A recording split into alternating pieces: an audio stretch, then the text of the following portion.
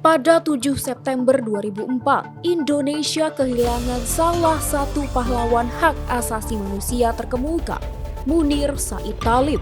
Munir meninggal pada 7 September 2004 dalam penerbangan Garuda dari Jakarta ke Amsterdam.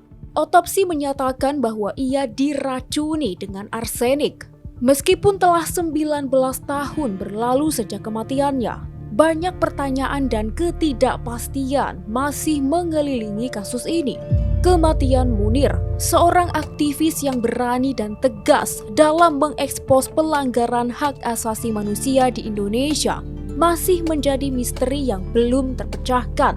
Kematian Munir menjadi bukti bahwa tantangan melawan ketidakadilan dan korupsi masih menjadi pekerjaan besar yang harus dihadapi oleh masyarakat sipil dan pemerintah Indonesia.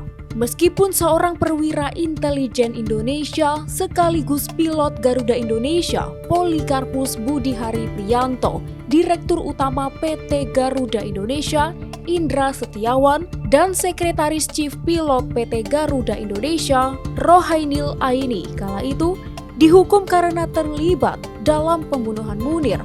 Namun banyak yang meragukan apakah keadilan sebenarnya telah terpenuhi dalam kasus ini. Sebab banyak yang percaya bahwa masih ada aktor lain di balik layar yang terlibat dalam konspirasi ini. Banyak yang percaya bahwa kasus Munir ialah bagian dari rangkaian tindakan yang melibatkan aparat keamanan dan Badan Intelijen Indonesia, BIN. Sebelumnya, Deputi 5 BIN, Muhdi Purwo Pranjono, diduga terlibat.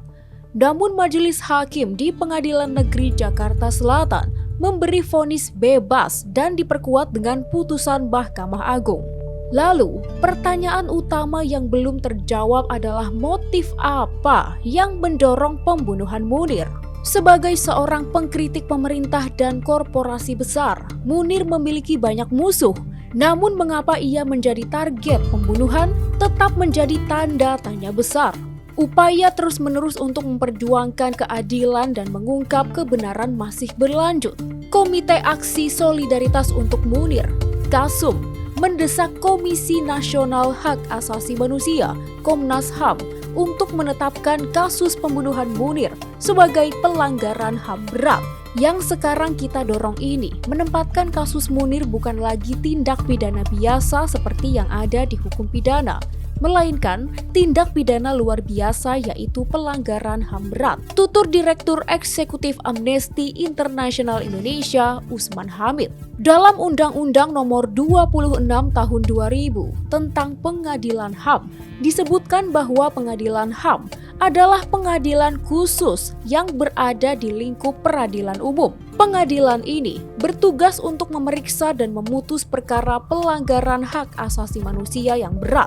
Pada pasal 9 UU 2006 tahun 2000 disebutkan, kejahatan terhadap kemanusiaan adalah salah satu perbuatan yang dilakukan sebagai bagian dari serangan yang meluas atau sistematik. Yang diketahuinya bahwa serangan tersebut ditujukan secara langsung terhadap penduduk sipil, berupa pembunuhan, penyiksaan, penghilangan orang secara paksa, dan lain-lain. Menurut Usman, ada beberapa alasan mengapa pembunuhan Munir harus segera ditetapkan sebagai pelanggaran HAM berat yang termasuk dalam kejahatan terhadap kemanusiaan. Menempatkan kasus Munir sebagai pelanggaran HAM berat atau kejahatan kemanusiaan, maka tidak lagi mengenal kedaluarsa. Ia juga tidak mengenal asas nebis in idem, ujarnya kepada wartawan. Asas nebis in idem merupakan salah satu asas dalam sistem hukum Indonesia, yaitu asas yang menentukan bahwa suatu perkara yang sama tidak boleh diadili untuk kedua kalinya. Menurut Usman, tidak ada lagi hambatan yang bisa menjerat pelaku, meskipun pelaku tersebut pernah diadili dan divonis bersalah. Ketika kasus Munir ditetapkan sebagai pelanggaran HAM berat, pelaku yang divonis bersalah juga tidak bisa mendapatkan pengampunan, dan selain itu juga tidak lagi mengenal alasan penahapan bagi yang melakukan hanya karena perintah atasan, no superior order. Usman juga mengkritik Komnas HAM dalam pengusutan kasus Munir yang seharusnya informasi diberikan kepada keluarga korban secara berkala dan kepada masyarakat melalui media massa. Sementara Komnas HAM berpegang pada peraturan Komnas HAM bahwa mereka tidak bisa menyebarkan nama-nama tersebut ke publik dengan alasan menjaga kerahasiaan. Jadi saya kira ada pemahaman yang berbeda di antara kami tentang aspek transparansi itu.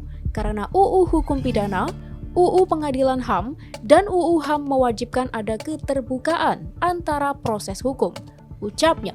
Suciwati, istri Munir, menyebut Komnas HAM kehilangan taringnya. Kata dia, Munir yang sangat vokal menyuarakan hak asasi manusia membutuhkan waktu lebih dari 19 tahun untuk kasusnya ditentukan sebagai pelanggaran HAM berat. Komnas HAM tidak perlu harus diminta kalau mengerti tupoksinya. Ini aneh, hari ini katanya sudah dibentuk tim pro justisia. Apa kabarnya? Ucapnya. Selain itu, Suciwati juga menggarisbawahi bahwa selama ini penjahat HAM yang diadili di pengadilan HAM dan pengadilan HAM ad hoc masih dapat melenggang bebas dikarenakan hakim dan jaksa sudah diatur untuk menggagalkan kasus pelanggaran HAM berat. Tugas kita adalah membangunkan yang namanya presiden dan lembaga seperti Komnas HAM yang selama ini saya lihat masih banyak kasus pelanggaran HAM berat yang diabaikan. Belum ada satu pun yang dibawa ke pengadilan dan dihukum dengan berkeadilan, tuturnya. Koordinator Kontras, Dimas Bagus Arya menyebut Komnas HAM telah gagal dalam mengusut dan menyelesaikan kasus-kasus pelanggaran HAM berat yang terjadi di Indonesia, termasuk kasus Munir. Komnas HAM hari ini saya tetapkan gagal dalam melakukan bentuk-bentuk penuntasan pelanggaran HAM berat di Indonesia, termasuk kasus Munir, ujar Dimas. Menurut Dimas, kasus Munir menunjukkan perlindungan, penghormatan, dan juga penegakan HAM masih jauh dari kata tuntas. Sementara itu, Komisioner Komnas HAM Hari Kurniawan mengungkapkan kasus pembunuhan Munir sudah masuk dalam tahap penyelidikan. Dia menuturkan bahwa tim ad hoc yang berisi dari internal dan eksternal sudah dibentuk untuk mengusut kasus ini. Ketika ditanya wartawan siapa saja nama-nama yang terlibat, Hari tidak menjawab secara rinci. Kasus Munir kita menganggap harus segera diselesaikan dan tidak berlarut-larut karena ini memang untuk keadilan korban dan juga kepastian bagi para pembela HAM, tuturnya. Komisioner Komnas HAM Anis Hidayah yang juga menegaskan bahwa tidak ada pihak yang mampu mengintervensi Komnas HAM dalam mengusut kasus kematian Munir. Menurutnya, Komnas HAM akan berupaya semaksimal mungkin untuk mengusut kasus ini dengan proses yang akuntabel.